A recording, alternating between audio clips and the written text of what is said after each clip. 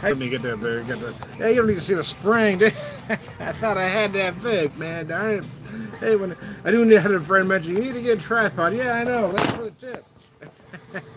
Haven't been able to yet.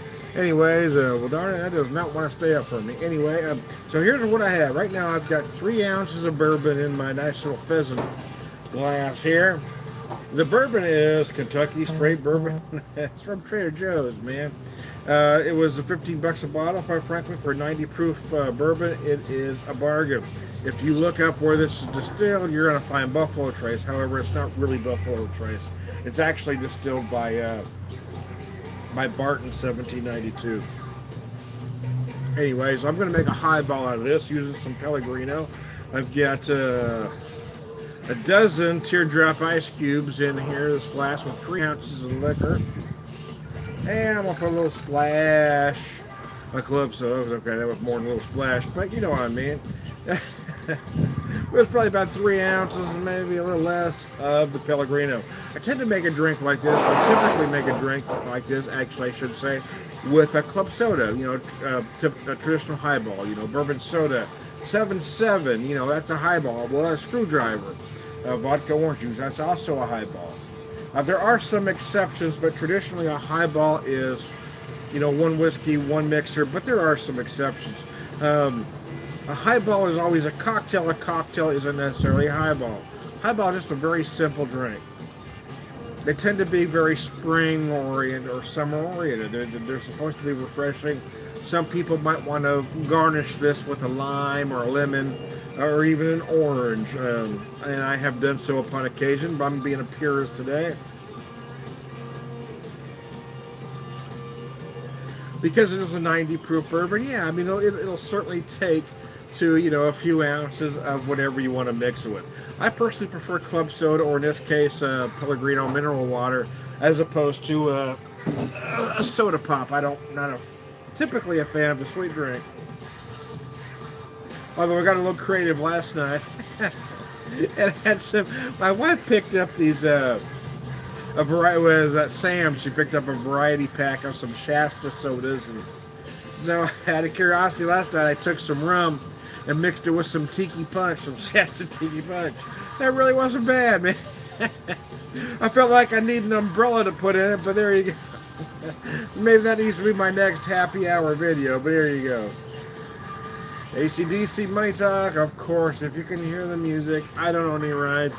I'm sure by now somebody's also already slipped a copyright claim. Of course I don't. Gabriel, how you doing, buddy? I'm having a cocktail this evening. It is happy hour with the Whiskey Whisperer as we speak. Yeah, and a very simple cocktail here, a very simple highball. It is bourbon, it is mineral water. Typically I would use club soda, but I had some Pellegrino, and that works just as well. Yeah, you don't always want that. Club soda has a lot of sodium.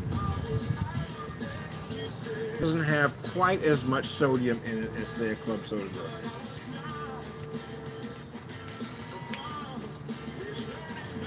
does. I was up in St. Louis a couple weeks ago, and this was 15 bucks a bottle, and by golly, I do wish I'd have bought 2 or 3 bottles of this at 15 bucks a bottle. But I wasn't really sure what it was going to be like. Is it the best bourbon I've ever had now? But it may very well be the best $15 bourbon I've ever had. The only exception being some $10 bourbon I bought when I was up in, we were in Bardstown, Kentucky. I found some, I think it was, gosh, what was it?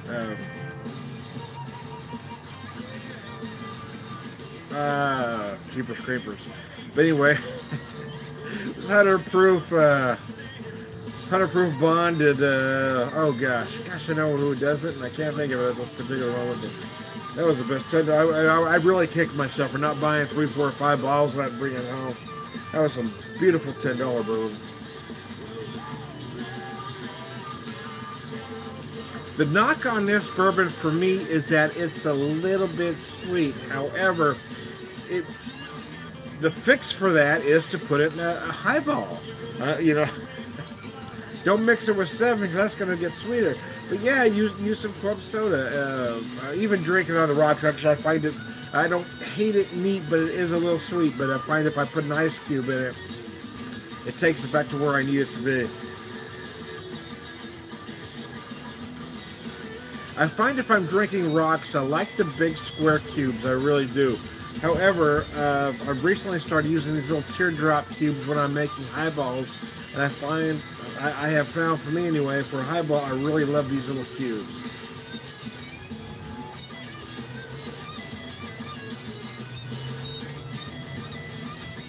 Jeepers Creepers, that's making me wiggle all over. That makes me feel good, man. I digress, man. Still trying to get situated in our new place. Been here about a week now. Still got some unpacking to do. Haven't got everything in its place yet. We still need to get some things in the house and some things out to storage because they're not going to be here. But I think this place is going to work out just fine. I like it, man. Well, it's small, but it's bigger than where we were. And it's got a small backyard, but it's perfect. So we're renting the place. They take care of the yard, so that's even better. But it's got this nice little slab here where I can put my grill. We do need to get some patio furniture. I don't have any patio furniture out here yet. I really want to get some patio furniture out here. One thing at a time. One thing at a time, man.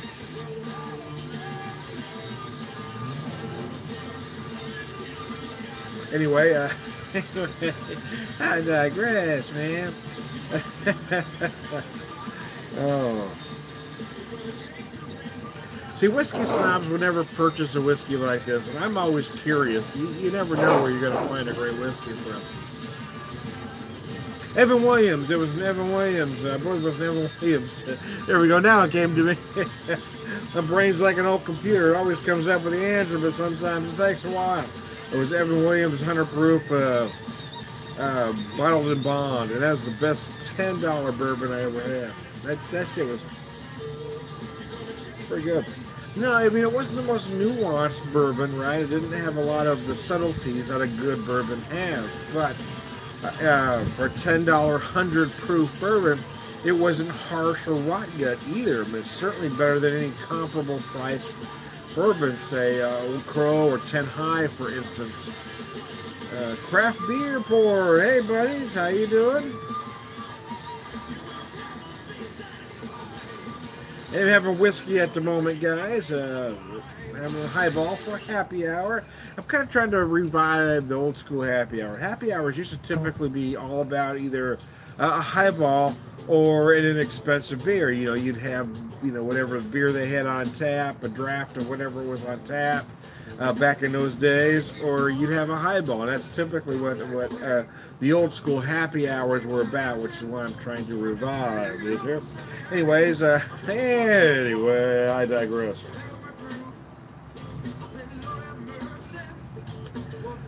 Jeepers Creepers. Well, there you go. Hey, I am Tom. Today I'm the Whiskey Whisperer. Whiskey Evangelist, prolific whiskey drinker, Purveyor of Wisdom, man. All around, good guy. You all have a good one.